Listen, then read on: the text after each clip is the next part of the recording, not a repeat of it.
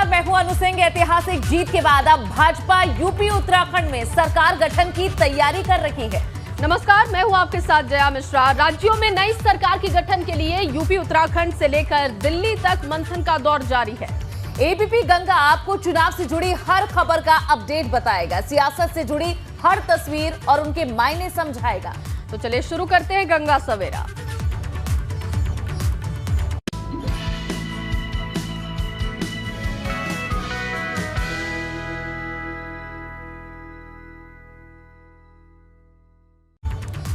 और बुलेटिन की शुरुआत बड़ी खबर के साथ करते हैं। यूपी में अब एमएलसी चुनाव की तैयारी शुरू हो चुकी है। आज से विधान परिषद चुनाव के लिए नामांकन होगा। 9 अप्रैल को यूपी विधान परिषद के चुनाव है। चुनाव के नामांकन की आखिरी तारीख 19 मार्च है। विधान परिषद की 36 सीटों के लिए होंगे चुनाव।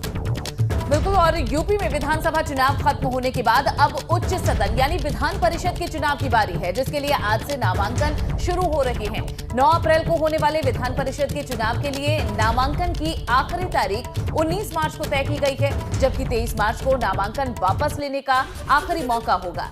आपको बता दें कि चुनाव के लिए 15 मतदान केंद्र बनाए गए हैं। विधानसभा चुनाव के बाद अब ये विधान परिषद चुनाव की तैयारी। और चलिए बढ़ेंगे आगे जया खबरों में, जहां 2 दिवसीय दौरे के बाद लखनऊ लौटे हैं सीएम योगी आदित्यनाथ। सीएम योगी ने इस बीच कोर ग्रुप के साथ एक अहम बैठक की। बैठक में स्वतंत्र देव सिंह, राधा मोहन और साथी केशव प्रसाद और सुनील बंसल भी शामिल रहे। इस बैठक में एमएलसी चुनाव के उम्मीदवारों के नाम तय हुए हैं। और विधानसभा चुनाव की तरह ही भाजपा विधान परिषद चुनाव के लिए भी रणनीति के साथ आगे बढ़ रही है। 2 दिन के दिल्ली दौरे से लौटने के बाद सोमवार की शाम को ही योगी आदित्यनाथ की अध्यक्षता में कोर ग्रुप की बैठक हुई। सूत्रों के मुताबिक इस बैठक में एमएलसी प्रत्याशियों के नामों को फाइनल किया जा चुका है। अब उन नामों को सिर्फ पार्टी हाईकमान की मुहर लगनी बाकी है।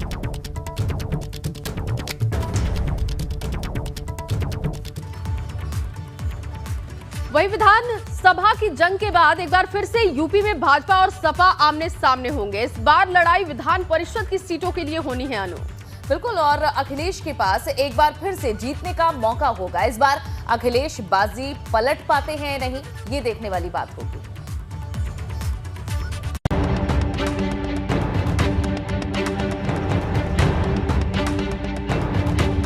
यूपी की लड़ाई अब उच्च सदन पर आई। भाजपा ने लगाया जीत का चौका, अखिलेश के पास आखिरी मौका। 22 के दंगल का दांव नंबर 36।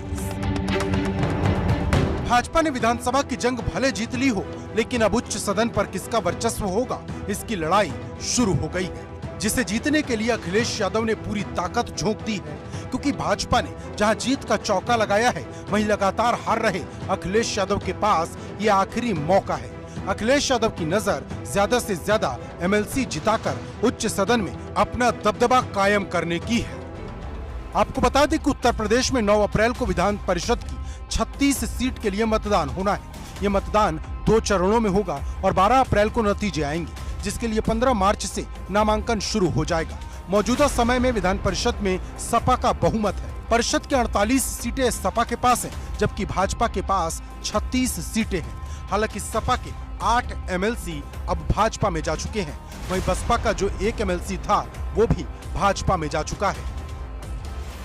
ऐसे में भाजपा की नजर उच्च सदन में अपने बहुमत को मजबूत करने पर है। वैसे यूपी में जिसकी सत्ता उसका उच्च सदन वाली कहावत रही है। मुलायम सिंह यादव के कार्यकाल में 2004 में हुए चुनाव में सपा 36 में से 24 सीटें जीती थी। 2010 में जब इन सीटों पर चुनाव हुए तो बसपा सत्ता में थी, तो 36 में से 34 सीटें जीतकर लगभग क्लीन स्वीप कर दिया था। इसके बाद 2016 में जब अखिलेश यादव की सरकार में चुनाव हुए तो सपा ने 31 सीटें जीत ली थी। इनमें से 8 सीटों पर निर्विरोध जीत भी हुई थी। यही वजह है कि भाजपा का दावा इस लड़ाई में मजबूत माना जा रहा है। लेकिन अखिलेश कोई कसर नहीं छोड़ना चाहते, जिसके लिए एमएलसी पद के दावेदारों का इंटरव्यू लेना भी शुरू कर दिया है। समाजवादी पार्टी के कई एमएलसी भाजपा का दामन थाम चुके हैं। ऐसे में माना जा रहा है कि अब की बार कई नए चेहरों को मौका दिया जा सकता है, तो कुछ एमएलसी के टिकट भी काटे जा सकते हैं। वहीं एमएलसी के दावेदार भी टिकट पाने की कोशिश में जुट गए हैं। और मैंने स्थानीय एमएलसी का चुनाव के लिए आवेदन भी किया था। आज अपने नेता माननीय श्री अखिलेश यादव जी से मुलाकात हम लोगों ने की है। मुलाकात में उनका जो आदेश निर्देश हुआ उसका पालन किया जाएगा। क्या इंटरव्यू में पूछा गया? इंटरव्यू में यही पूछा गया कि चुनाव लड़ना है और आप लोग लड़ने में सक्षम है। तो जितने लोग आवेदक थे लगभग सभी लोग लड़ने में सक्षम है। जो नेता का आदेश होगा उसका पालन किया। पहले कभी आपने एमएलसी का चुनाव लड़ा है? कभी नहीं लड़ा। पहली बार? जी जी। अच्छा, आप कहाँ से मेरा नाम ब्रजेश सिंह बैचलर है। मैं मुलायम सिंह ब्रिगेड में राष्ट्रीय सचिव हूँ। मेरा भी आवेदन अयोध्या अम्बेडकर नगर से था और राष्ट्रीय अध्यक्ष जी ने आज इस विषय मीटिंग बुलाई थी। सारे लोगों से मिले, सबने अपने विचार रखे। राष्ट्रीय अध्यक्ष जी जिसको भी चुनेंगे, जो भी उनका आदेश दिशा निर्देश होगा, जिसको भी टिकट देंगे, हम सभी प्रत्याशी मिलकर उसको चुनाव धन बल जनबल सबसे लड़ाएंगे। लेकिन मुद्दे की बात यह है कि क्या समाजवादी पार्टी इस बार भाजपा को चुनौती दे पाएगी या फिर भाजपा एक और जीत से उच्च सदन का इतिहास दोहराएगी? Bureau report, ABP Ganga. तो जय, एक बार फिर से मौका मिल रहा है अखिलेश यादव को। समाजवादी पार्टी को देखना होगा कि वे इस मौके को कितना भुना पाते हैं। बढ़ते हैं आगे। जीते हुए राज्यों में सरकारों के गठन के लिए भाजपा ने पर्यवेक्षक नियुक्त कर दिए हैं, जिसके मुताबिक यूपी की कमान गृह मंत्री अमित शाह और झारखंड के पूर्व सीएम रघुवर दास को सौंपी गई है। योगी आदित्यनाथ होली के बाद 20 या 21 मार्च को मुख्यमंत्री पद की शपथ ले सकते हैं। इससे पहले पर्यवेक्षकों की भूमिका बेहद अहम रहने वाली है। और बतौर पर्यवेक्षक अब अमित शाह और रघुवर दास भाजपा के नवनिर्वाचित विधायकों से मिलकर विधायक दल के नेता के नाम पर रायशुमारी करेंगे और नेता के नाम पर आम सहमति बनने के बाद केंद्रीय नेतृत्व को इसकी जानकारी भी देंगे वो। और आला कमान का ग्रीन सिग्नल मिलने के बाद पर्यवेक्षकों की मौजूदगी में एक प्रस्तावक सभी विधायकों की मौजूदगी में विधायक दल के नेता के नाम का प्रस्ताव पेश करेगा, जिसके बाद विधायक दल का नेता और उसके नाम का औपचारिक ऐलान भी हो जाएगा। योगी मंत्री परिषद 2.0 का ये खाका तैयार अब करेंगे पर्यवेक्षक। और क्या इनकी भूमिका रहने वाली है, ये भी आपको बता रहे हैं, जहां विधायक दल के नेता के नाम पर रायशुमारी की जाएगी।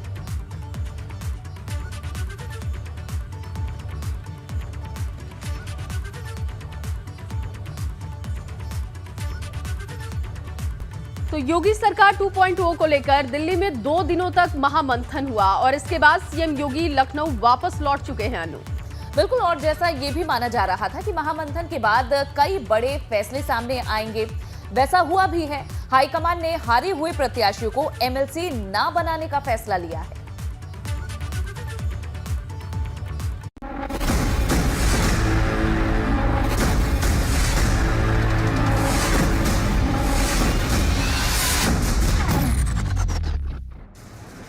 हाई कमान का फरमान, हारे हुए पर घमासान। नहीं मिलेगा उन्हें एमएलसी का टिकट जिनका गिर गया विकेट। जो हारा वो बेसहारा। जहां एक तरफ भाजपा की जीत का जश्न है, वहीं दूसरी तरफ उन हारे हुए विधायक और मंत्रियों का सवाल।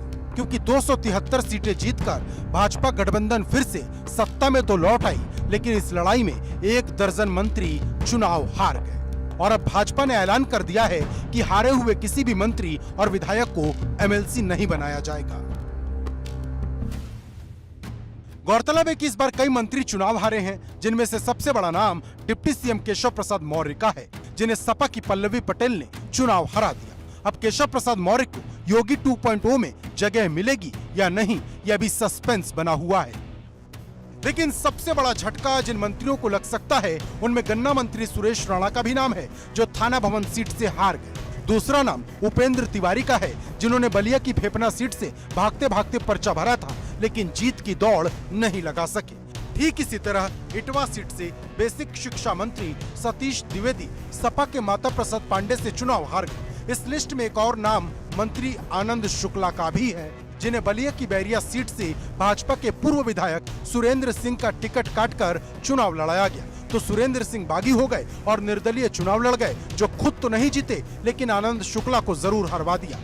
हारने वाले मंत्रियों की लिस्ट में कृषि मंत्री छत्रपाल गंगवार का भी नाम है, जो महज 473 वोट से हारे। वहीं कैबिनेट मंत्री मोती सिंह प्रतापगढ़ की पट्टी से हार गए। मंत्री चंद्रिका उपाध्याय भी हार गए और संगीता बलवंत भी हार गए।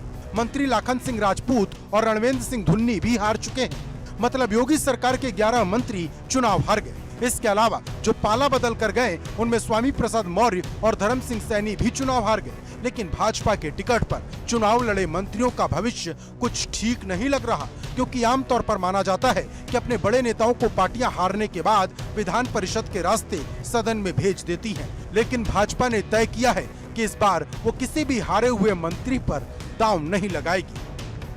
Bureau report, ABP Ganga. तो जया, वाकई आलाकमान के इस फैसले से कई लोगों को बड़ा झटका बीजेपी में लगा है। वहीं यूपी विधानसभा चुनाव में करारी हार के बाद सपा ने अभी तक एक भी शब्द नहीं कहा है, जबकि जयंत चौधरी ने अपने फ्रंटल संगठन को भंग कर दिया है। और इतना ही नहीं, बसपा सुप्रीमो ने भी मीडिया से दूरी बनाने के साफ निर्देश जारी कर दिए हैं। पार्टी प्रवक्ताओं को डिबेट शो से दूर रहने को कहा गया है। और ऐसे में बड़ा सवाल है कि क्या सपा हार को स्वीकार नहीं कर पा रही या अंतर्कलह बड़ी वजह है।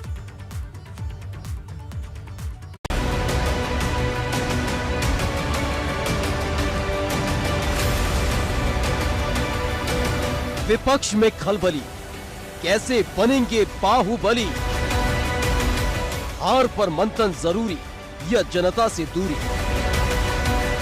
भाजपा की प्रचंड जीत के बाद समूचा विपक्ष बैकफुट पर है।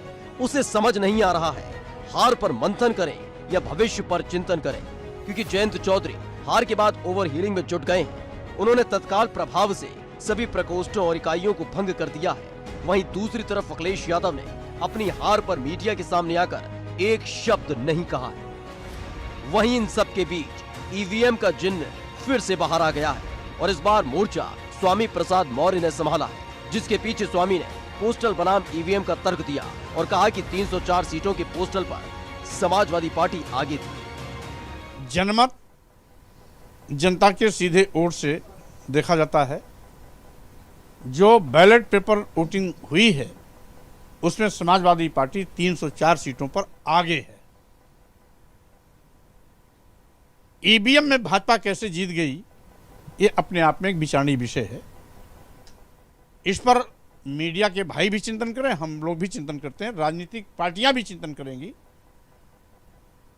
कि बैलेट पेपर में 304 पर सपा आगे, मात्र 99 पर भाजपा, ईवीएम मशीन में भाजपा आगे और जो सपा आगे थी वो हो गई पीछे। अब कहीं न कहीं कुछ खेल हुआ है। वो खेल क्या है, इसी विषय में आपको ही पता करना, हमें भी पता करना। खेल के बाद लेकिन बड़ा सवाल ये है कि क्या ऐसे तर्क देकर हार खत्म हो जाएगी या फिर हार पर मंथन करने से बात बनेगी, क्योंकि नतीजे 10 मार्च को आ चुके हैं। लेकिन अखिलेश यादव ने 21 मार्च को अपने नवनिर्वाचित विधायकों की बैठक बुलाई है। ठीक इसी दिन जयंत ने भी अपने विधायकों की बैठक बुलाई है। वहीं इन सब के बीच एक सवाल बसपा का भी है, जो हार का मंथन करने की जगह मीडिया से दूरी बना रही है। मायावती ने टीवी डिबेट में अपने प्रवक्ताओं को भेजने पर रोक लगा दी है। लेकिन मुद्दे की बात यह है कि क्या ये सब करने से विपक्ष मजबूत हो जाएगा या फिर क्या कमी रह गई, उस पर गौर करना होगा। Bureau report, ABP Ganga.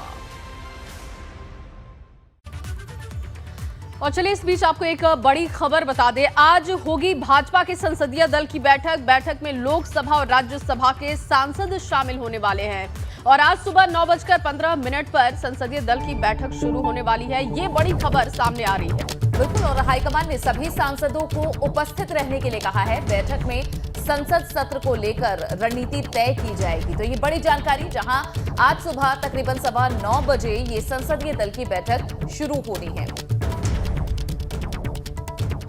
चलिए खबरों में आगे बढ़ेंगे। लखीमपुर कांड के मुख्य आरोपी आशीष का मामला पहुंचा सुप्रीम कोर्ट। दरअसल आशीष मिश्रा की जमानत को सुप्रीम कोर्ट में अब चुनौती दी गई है और सुप्रीम कोर्ट के मुख्य न्यायाधीश की पीठ सुनवाई करेगी। आज होगी आशीष मिश्रा जमानत के खिलाफ अर्जी पर सुनवाई। आज अहम दिन है इस मामले में। सुप्रीम कोर्ट के मुख्य न्यायाधीश की पीठ सुनवाई आज करने जा रहे हैं और आज होगी आशीष मिश्रा जमानत के खिलाफ अर्जी पर सुनवाई। बिल्कुल, और लखीमपुर कांड में जमानत पर रिहा हो चुके मुख्य आरोपी आशीष मिश्रा के बाद अब मामले के दूसरे आरोपी भी जमानत के लिए कोर्ट पहुंचने की कोशिश में जुटे हैं, जिसे लेकर सुप्रीम कोर्ट में आशीष की जमानत को चुनौती देते हुए एक अर्जी दाखिल की गई है। याचिकाकर्ता ने अर्जी में दूसरे आरोपियों की जमानत की तैयारी को आधार बनाया और आशीष मिश्रा की जमानत को चुनौती दी है, जिस पर आज सुप्रीम कोर्ट के मुख्य न्यायाधीश की पीठ इस पर सुनवाई करने जा रही है।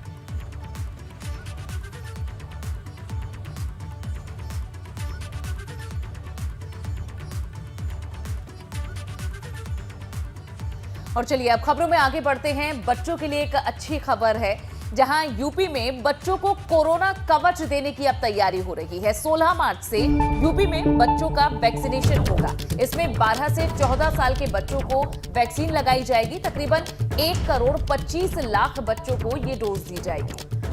तो ये अच्छी खबर सामने आई है अनु। बच्चों के लिए, उनके अभिभावकों के लिए कोरोना संक्रमण पर कम समय में लगाम लगाने में सफल हुई योगी सरकार ने प्रदेश के 12 से 14 आयु वर्ग के बच्चों को टीके का कवच देने की रणनीति तैयार अब कर ली है। योगी सरकार 2.0 में प्रदेश के 12 से 14 साल के बच्चों को टीके का कवच 16 मार्च से मिलेगा। प्रदेश में इस आयु वर्ग के 1 करोड़ 25 लाख बच्चों को टीके की डोज दी जाएगी। तो ये बड़ा फैसला सरकार की तरफ से किया गया है और अब देखिए 16 तारीख से इसकी शुरुआत कर दी जाएगी।